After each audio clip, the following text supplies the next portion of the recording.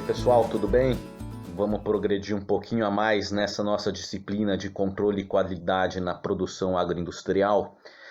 Na aula de hoje a gente vai falar especificamente sobre o abate de suínos. Então a gente já falou sobre uma aula introdutória sobre o abate humanitário e o bem-estar animal no manejo pré-abate. Tivemos uma aula só sobre métodos de insensibilização nas diferentes espécies. E aí a gente começou as aulas por espécie propriamente dita, uma aula só sobre bovinos, uma aula só sobre suínos, que será de hoje, e na aula seguinte uma só sobre aves. E aí a gente finaliza essa primeira parte da disciplina com os abates religiosos, que são os abates judeus e os abates muçulmanos. Então, nessa aula de hoje a gente vai falar sobre manejo pré-abate e abate de suínos, iniciando desde o início do fluxograma na saída das granjas, passando pelo transporte, chegada no frigorífico, tempo de espera, insensibilização, e assim até chegar ali na saída, na expedição já do produto final embalado e pronto para o consumo final. Vamos começar então? Vamos nessa!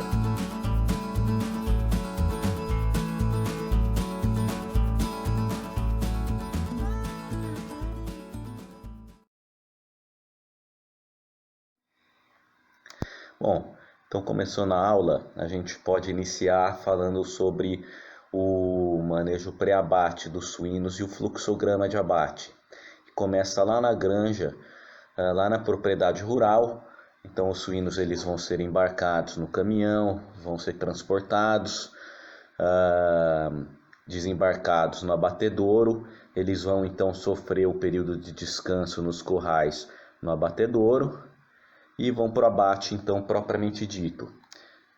O abate então se inicia no atordoamento, também chamado de insensibilização, normalmente por atmosfera modificada ou por eletronarcose. Em seguida, o suíno então ele é sangrado. Aí aqui ele passa por uma fase que não tem no bovino, que é a escaldagem, que é uma imersão da carcaça do suíno em uma água quente por um certo tempo, que serve então para facilitar a remoção do pelo. Então segue para depilação. Aí o suíno então ele é eviscerado, as vísceras vão para a mesa de inspeção e aí então depois eles vai para o resfriamento, para posterior desossa, cortes, embalagem e expedição. Aqui é um frigorífico de suínos de grande porte, para vocês verem a dimensão. Então tem as lagoas de decantação para o tratamento de efluentes lá embaixo, é obrigatório, tem que estar longe das vias públicas. Então vocês veem que é um estabelecimento bem grande. Então, voltando lá atrás no embarque ainda na granja, são necessários 3 elementos chaves: prevenção, cuidados apropriados e ação imediata. Deve ser realizado cuidadosamente por pessoas treinadas e capacitadas, por isso a importância do treinamento das pessoas que lidam com os animais, com esse manejo dos animais. Métodos de controle dos suínos alternativos ao que possam feri-los, ou seja, substituindo o bastão elétrico e o uso da força. Você pode usar chocalhos, pode usar pranchetas, jatos de ar, bater palmas. Então existem métodos alternativos ao uso do bastão elétrico que acaba estressando o animal. Então embarcou os animais, a gente tem o transporte propriamente dito. Também os funcionários devem ser treinados e capacitados para tomar então os devidos cuidados nessa fase que é bem estressante ao animal. Manter uma velocidade moderada e constante, fugir de buracos, não brecar bruscamente, evitar trepidação da carga, dirigir com cuidado, numa velocidade adequada, evitar parar durante o percurso, o que pode dificultar a ventilação da carga e estressar ainda mais os animais. Então aqui são algumas imagens ilustrando o transporte de suíno. Então o ideal é que ele tenha proteção do sol, de ventos, tanto do calor quanto da chuva, certo? Então são algumas medidas que você pode tomar a ponto de melhorar esse estresse sofrido pelo transporte dos animais. No desembarque do frigorífico deve ser realizado assim que o caminhão chegar no frigorífico. E os animais então eles vão esperar para recompor ali a sua energia antes de ser abatido, para evitar que se formem carne DFD ou carne PSE, que a gente já comentou em outras aulas. Animais que chegarem incapacitados de se locomover, então eles são encaminhados para o abate de emergência, assim como nos bovinos. Então, na recepção ocorre o desembarque, o manejo deve ser calmo e tranquilo, proporcionar pouco estresse aos animais, menor incidência de lesões possíveis. Por quê? Porque o animal ele não vai sair correndo, batendo o flanco nas cercas, nas portas, em qualquer obstáculo que venha à frente.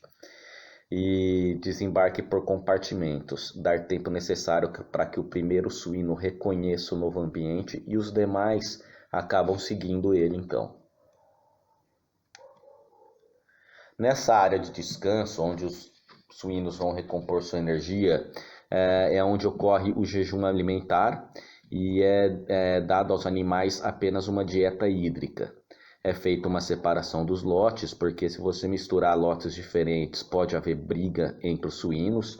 Isso aí vai proporcionar estresse e também ferimentos que acabam depreciando a carcaça, o couro do animal. Deve-se proporcionar uma redução do estresse térmico pelo calor, utilizando ventiladores e aspersores de água para manter a umidade de ar adequada. Os pisos devem ser antiderrapantes e uniformes. Nessa fase, o ideal é proporcionar o máximo de conforto térmico para os suínos recuperar a sua energia e facilitar o manejo. Com isso, as instalações no frigorífico devem visar o controle principalmente dos fatores climáticos, que são bem estressantes ao animal. Bom, então nessa fase, no ambiente de descanso, o objetivo é proporcionar um ambiente calmo, tranquilo e com o máximo de conforto térmico para que esse suíno possa recompor sua energia e facilitar o manejo. Certo? Então deve ser priorizado fatores climáticos. Por quê? Porque acabam estressando bastante o animal, esse estresse térmico que eles sofrem tanto no transporte quanto na chegada ali nos currais. As pocilgas, a gente vai ter então o corredor central para conduzir os animais, as porteiras, os bebedouros aéreos que devem ser o suficiente para que 15% dos animais bebam ao mesmo tempo. E esses currais também eles devem ser higienizados constantemente, com água a 3 atm, com mangueiras de engate rápido. Esse período de descanso deve ser por volta de 8 a 24 horas, nunca excedendo 24 horas. Caso exceda, deve ser dado alimentação a esse animal. Então aqui uma foto para ilustrar então esses currais. A gente vai ter então, assim como nos bovinos, as pocilgas de chegada e seleção, que é para quê? Para o recebimento, pesagem, classificação dos suínos, para a formação de lotes de acordo com o tipo e a procedência dos animais. Aí a gente vai ter pocilgas de matança, que vão ser aqueles animais aptos a serem abatidos. Devem ser então cobertas arejadas, temperatura amena, entre 15 e 18 graus, com fatores climáticos controlados, uma baixa umidade do ar, entre 59% e 65%. Então daí a importância de um funcionário treinado para estar sempre avaliando esses parâmetros e tomando as medidas corretivas caso necessárias. Bom, vamos ter então as pocilgas de sequestro, que vão ser aquelas pocilgas para o abate de emergência, assim como nos bovinos. Então, se o animal ele chegar com alguma patologia ou incapacitado de se locomover, ele vai ser então destinado às pocilgas de sequestro para então sofrer o abate de acordo com a necessidade. Então a gente tem dois tipos de matança de emergência, que é a imediata e a mediata. A imediata é aquela em que o animal ele já se encontra num estado de sofrimento em que você não pode postergar esse abate dele. Então você tem que matar ele o mais rápido possível. Já é um animal com uma fratura exposta, agonizando, incapacitado de se locomover. Então esse animal ele deve ser insensibilizado, às vezes até no próprio curral, e então encaminhado com um carrinho para o abate, para então ser sangrado e seguir o restante do processo. A matança de emergência imediata é aquela em que o animal porventura tem alguma doença e mais que esse animal consiga esperar até o final do abate. Então você espera o final do abate para abater esse lote, evitando assim de contaminar os outros lotes que não tenham a doença. Então esses animais, sendo aptos para serem conduzidos ao abate, eles vão passar por um banho de aspersão de água sob pressão a 1,5 atm por 3 minutos. Uma água hiperclorada 5 ppm. Depois eles vão seguir pela seringa, que é o encurtamento, é o afunilamento do caminho, permitindo a passagem de um suíno por vez. Então tem as características das dimensões: largura de 35 a 40 centímetros, paredes sólidas de pelo menos 1,2 metros de altura, com iluminação adequada e sem projeções de sombras. Para quê? Para não acabar assustando os animais e ocorrendo a possibilidade deles pararem no meio do caminho. Então aqui na condução dos animais a gente tem algumas alternativas frente ao uso do bastão elétrico. Então a gente pode ver ali no começo da foto os animais sendo conduzidos com chocalhos, sendo conduzidos por pranchas. Pode ser utilizados também um remo para incentivar a condução dos animais, ou até mesmo jatos de ar desses animais, eles já vão caminhar facilmente. Então você não precisa fazer o uso do bastão elétrico, promover injúrias nesse animal sem necessidade. Bastões, então utilizados apenas como um último recurso. Você pode utilizar as mãos, agitar as mãos, até mesmo bater palmas. Nunca utilizar nas mucosas do animal, mucosas oculares, mucosas anais, ou então por mais de 2 segundos. Ou então nunca utilizar quando o animal for impossibilitado de se locomover. Ou se ele tem uma barreira na frente e você fica cutucando ele então com o bastão elétrico. Isso também jamais deve ser utilizado dessa forma. Então aqui a gente vê que o uso do bastão elétrico é permitido apenas nos membros traseiros dos suínos, em animais que recusam permanentemente a se locomover, por um período de 1 segundo com intervalo entre cada aplicação, ou seja, não ficar cutucando ele diretamente ali por vários segundos, e quando há espaço para ele poder se locomover, obviamente. Então, ele vai ser encaminhado para insensibilização.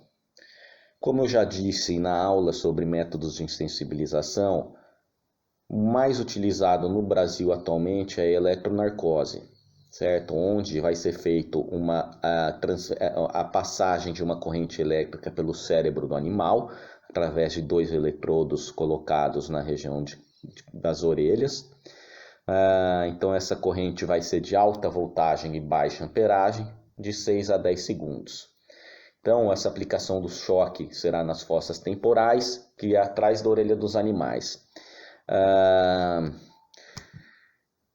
Para abates com velocidade horária acima de 120 suínos por hora, recomenda-se o uso de equipamentos de contenção. Visa racionalizar os trabalhos de contenção e a insensibilização, diminuindo a possibilidade de contusões. Então, é essa máquina em que o suíno ele entra por um lado e aí a esteira vai conduzindo ele até a saída dele já insensibilizado. Então aqui uma foto ilustrando o modelo de restrainer em V. Então aqui a máquina para vocês verem como que ela é. E a gente também tem um outro método de sensibilização que vem sendo utilizado mais recentemente, principalmente em plantas novas e também em países desenvolvidos, como Holanda, Inglaterra, que são os métodos de atmosfera controlada, através de uma porcentagem de CO2 que você põe em uma câmera e que o animal acaba entrando lá e saindo insensibilizado. No caso dos suínos, essa concentração de dióxido de carbono, de CO2, é de 65 a 70% por 30 a 40 segundos. Então o animal entra de um lado, passa por esse túnel, por essa câmera com o CO2 controlado e ele já sai então insensibilizado. Aqui então é uma baia antes da entrada dos suínos na câmera de atmosfera controlada, ou também chamada de modificada. E aí em seguida o animal é encaminhado para a sangria. O tempo entre a insensibilização do suíno por eletronarcose ou atmosfera controlada até a sangria não deve ultrapassar de 30 segundos. Por quê? Porque o animal pode começar a voltar a ter os sentidos. Então ele já não vai mais estar sem a capacidade de percepção. O ideal é que seja de 10 a 15 segundos, mas a legislação preconiza até 30 segundos. E após a sangria, assim como nos bovinos, o animal deve ficar por 3 minutos, no mínimo, na canaleta de sangria, esperando com que ocorra o máximo de eliminação de sangue possível. Então aqui é um modo de avaliar se o animal ele foi realmente insensibilizado. Então ele deve ter ausência de respiração rítmica, ausência de reflexo corneal, então não pode ter uma contração pupilar, e ausência de sensibilidade e estímulos dolorosos, ou seja, se você apertar a orelha, ele não pode ter nenhuma sensação de dor. Na sangria ocorre, então, o corte dos grandes vasos da artéria carótida e das veias jugulares, sempre utilizando duas facas, uma para cortar a pele do animal e a outra para cortar os grandes vasos. Enquanto você utiliza uma, a outra fica no esterilizador submersa em água a 85 graus Celsius, para que assim não haja contaminação cruzada. Aqui então uma ilustração, uma sangria inadequada com tamanho de corte abaixo do recomendado, promovendo uma lenta perda de sangue. E no lado direito, uma sangria adequada com tamanho de corte acima de 5 centímetros, promovendo então uma rápida perda de sangue e uma rápida morte do animal consequentemente. Saindo da sangria, então o animal é lavado, ele é preso pelo membro inferior esquerdo com auxílio de ganchos, seguido pela nória até os chuveiros, onde será lavado e o excesso de sangue será então retirado.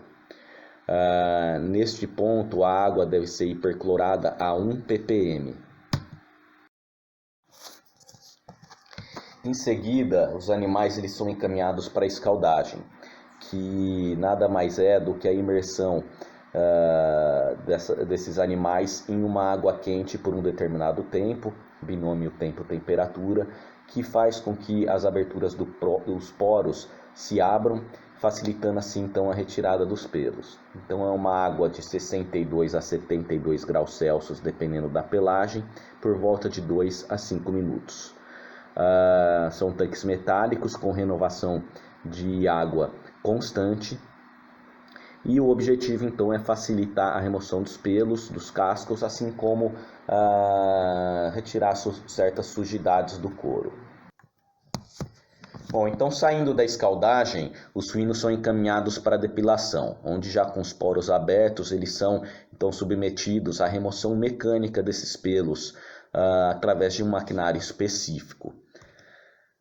Em seguida é feita a toalete, que como eu já disse é uma limpeza da carcaça, onde ocorre a retirada de pelos, a retirada de algum hematoma, alguma gordura indesejável, e em seguida o animal passa então pelo chamuscamento. Chamuscamento nada mais é do que o animal passa por um fogo com o intuito de finalizar essa toalete. É permitido então uma temperatura de 300 graus por 3 a 5 segundos. E a depilação, ela não tira a obrigatoriedade do animal passar pela depilagem. Não é porque ele vai passar pelo chamuscamento que ele não vai passar pela depilagem. Então a carcaça segue pelo abate. Ocorre a oclusão do reto e do esôfago para não haver extravasamento estomacal e nem extravasamento fecal para as carcaças, promovendo uma contaminação cruzada, a abertura da papada, a abertura torácica e deslocamento da traqueia, da língua e cabeça. Depois ocorre então a evisceração, onde as vísceras elas são postas em bandejas para sofrerem então o exame pós-mortem. Então, na evisceração ocorre então a retirada das vísceras que vão ser dispostas nas mesas de inspeção para sofrer a inspeção pós-mortem. E depois, se não houver nenhum problema, elas seguem então para o setor de miúdos. As carcaças elas já vão seguindo pelo abate, onde vão sofrer a carimbagem, que normalmente é feita no pernil, no lombo e na paleta.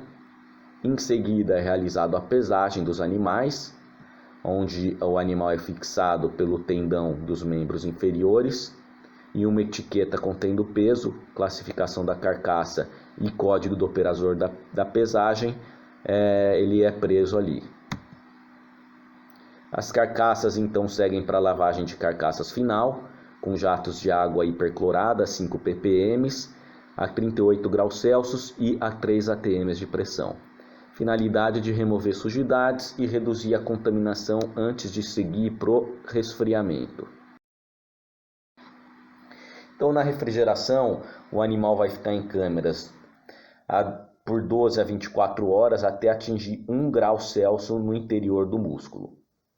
Ao atingir 7 graus na profundidade das massas musculares, eles já poderão dar entrada na desossa. Então ele tem a finalidade de transformar o músculo em carne. É onde ocorre nessas 12 a 24 horas o rigor mortis do animal, onde diversas reações enzimáticas vão ocorrer na carne, como por exemplo a alteração do pH. E então essa carne ela vai estar apta para ser consumida. Aqui a sala de desossa, realizada numa sala climatizada, temperatura máxima de 10 graus Celsius e sempre controlados por um funcionário. E depois de sofrer a desossa, a embalagem primária e secundária, então esses produtos acabados eles podem ser encaminhados tanto para túneis de congelamento, com a finalidade de um congelamento rápido, antes de serem armazenados nas câmeras de congelamento, ou então eles podem ir para câmeras de resfriamento, com o intuito de assegurar essas carnes através de uma conservação por resfriamento e não pelo congelamento. Normalmente, no congelamento, a temperatura nunca é superior a menos 18 graus. Em seguida, os animais então eles podem ser encaminhados para a expedição, seguindo para o consumo, mercado atacado ou varejo.